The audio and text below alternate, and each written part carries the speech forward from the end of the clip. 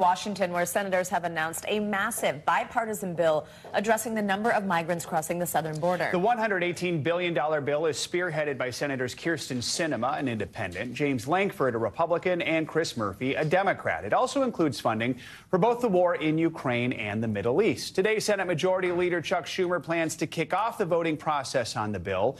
In a statement, Schumer said the agreement is, quote, a monumental step towards strengthening America's national security abroad and along our borders. This is one of the most necessary and important pieces of legislation Congress has put forward in years. NBC News congressional correspondent Julie Tsirkin joins us to break this all down. Hi, Julie. Good morning. So advocates of the bill say it's the most comprehensive immigration legislation presented in over a decade.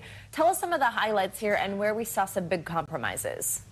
Yeah, hey guys, good morning. Well, negotiators held calls all night long last night trying to clear up some of the misconceptions that are being said about this bill, particularly from Republicans. And one of the main points that they emphasized to us who were on the call was that their goal is to eventually end illegal immigration. So that's important framing when you think about this bill, because some of the biggest provisions, you see it on your screen, it requires the border be shut down when you see some of those migrant surges exceeding 5,000 daily average. That is a provision that is very conservative. Republicans, in theory, would support that, though they are saying that this instead would allow for more illegal immigration. That's not what this bill does. Second, it raises the screening for that asylum interview. It doesn't change the qualifications by which migrants are eligible for asylum, but it does make the interview a little bit more complicated and challenging, weeding out, for example, if someone has a criminal history or they're able to seek asylum in their own country or they were in a safe country already. All of those things are going to happen on the front end now.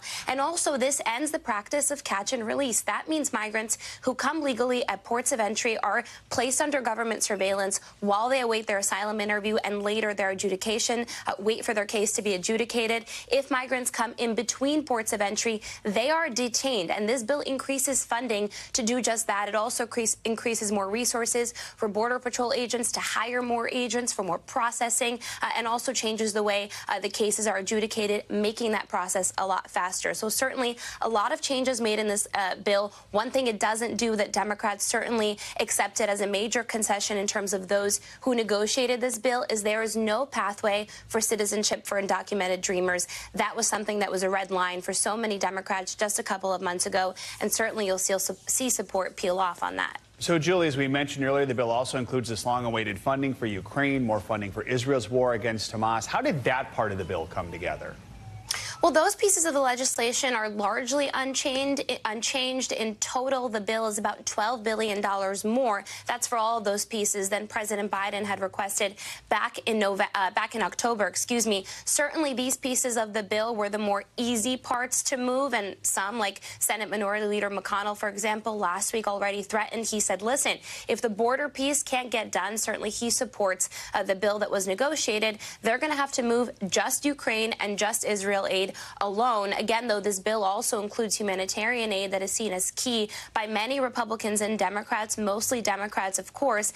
And also you have the House Republicans who have put forward a clean Israel bill that they say they will take up this week. Certainly it's going to be a lot of politics. So, Julie, House Speaker Johnson is already speaking out against this bill just hours before it was announced. Let's listen to what he had to say with Kristen Welker on Meet the Press. Did you propose this standalone Israel aid package to kill this compromise deal in the Senate?